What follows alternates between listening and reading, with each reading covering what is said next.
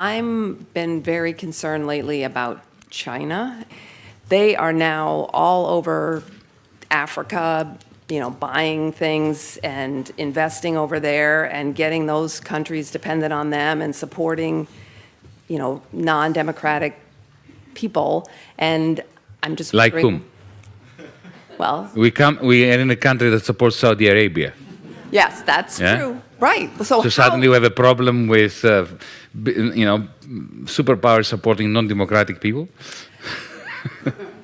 Yes, I do.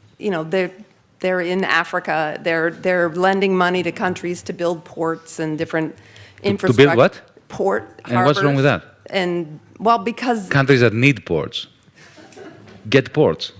but they're making people dependent on. I know it's the same thing that we've done, which is No, it's not. horrible around the world. They but are far more humanistic than the United States ever was. really okay, Absolutely. great.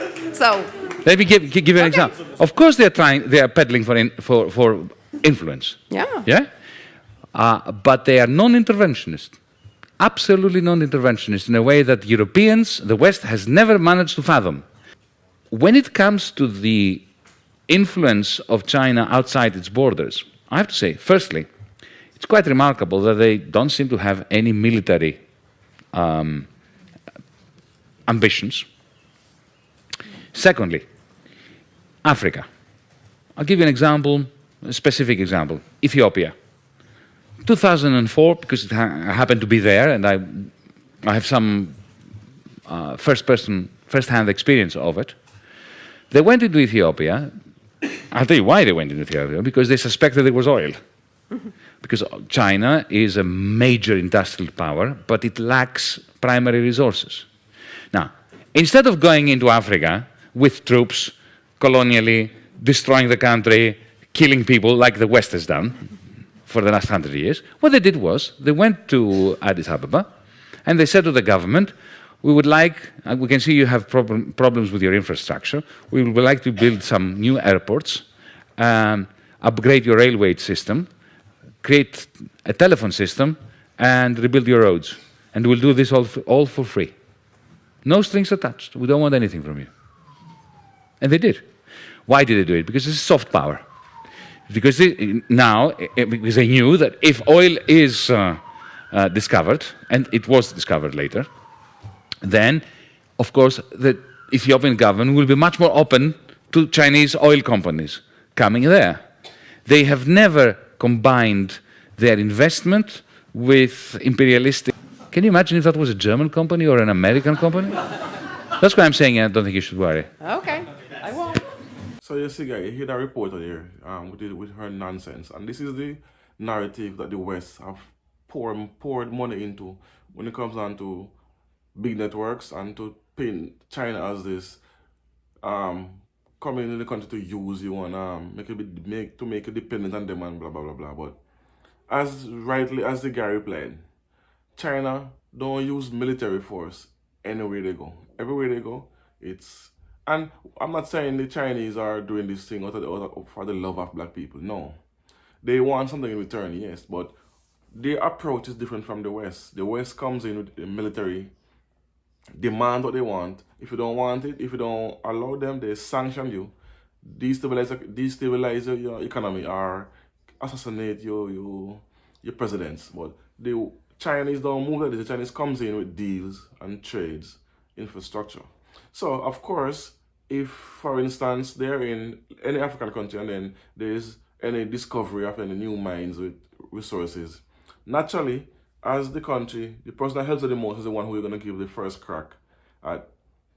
I'm not investing in said resources, right? So, and that is what America don't like, especially America, specifically America. England as well, and France. Those three major countries, and Germany, 4 major countries, they use military force to come in and find some reason to call you a terrorist or to call you a human rights violator. And when that doesn't work, they sanction you, say, oh, because of human rights, we're going to put sanctions to cripple your economy and then to force them to accept whatever deals they come with. And this is what China have caused to turn the tides now. So they can no longer use these tactics, sanctions, military force, human rights violation acts, and terrorism. Because the Chinese come most of the time, all the time, without no string attached, will build your port and we'll give you a loan to build infrastructure, and then in return, you just give us first crack at your resources, which is I don't have a problem with that deal because they comes in with not aggressively, they comes in as and treats as they treat African countries as traders, as to debate these, not as children or come and lecture African countries on how to do their budgets, how to run their country. Chinese don't do that, they don't lecture. Every other country does. As I said, the four major countries, Germany, France, England, and America. They comes in and they want to lecture you on how to run your own country. And whatever laws they don't agree with, they force you to change it, or they threaten you if you don't change it, and they will pull this and pull that. And they use aid as well as the next one. But China have changed that. As the guy explained what happened in Ethiopia, where they build ports for the governments, even though they need ports. But as again, the Chinese don't do this for the love of black people or of the kindness of their heart. This is a business deal. And business deal, we have to give up something to get something. So one hand washes the next. Fair compensation is what the Chinese are doing. So they build ports, or they build electrical grids, or they build dams or infrastructure or whatever. And then in return, we we use our resources on the continent as leverage to sign favorable deals for the continent. And also we need to I'm not gonna dismiss corruption. It's there, but it's getting less and less prevalent because of channels like mine and other channels who shine a light on the continent. So now it's more difficult for presidents now to just do what they want, because they now have the world looking at them, especially now with the emerging economies on the continent and all the great things that have been happening agricultural wise in Zimbabwe, Ghana, infrastructure wise, resources wise. Like they're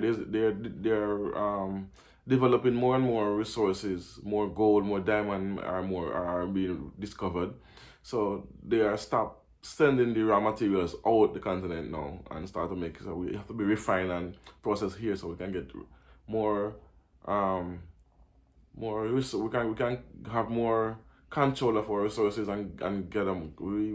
The Africans will gain more financial stability because of having everything done on the continent instead of shipping everything out raw, and then we lose out on everything when it comes down to production, to refining, and the sale. Because most African countries cannot sell their own gold because they can get stamped, because the West make it difficult for them to be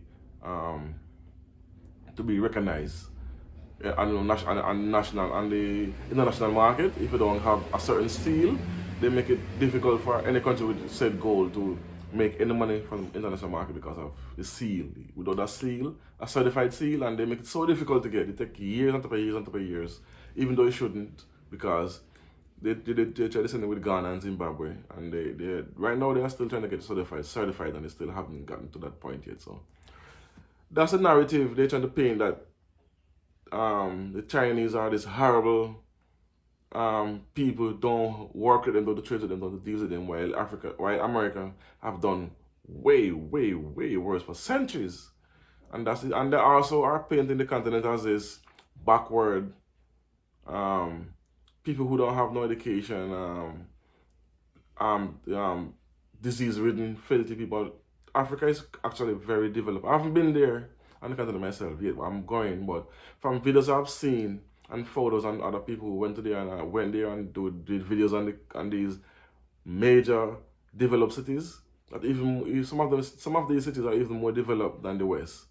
But they don't show this, just trying to paint Africa in a negative light, because they don't want diaspora's black people to go back to the continent, because they know that will be a major shift globally if that happens. So that's one of the reasons of my channel, to help people to recognize that, there's opportunities right now on the continent, and you are welcome there. You don't get shot down in the street like in the States with police and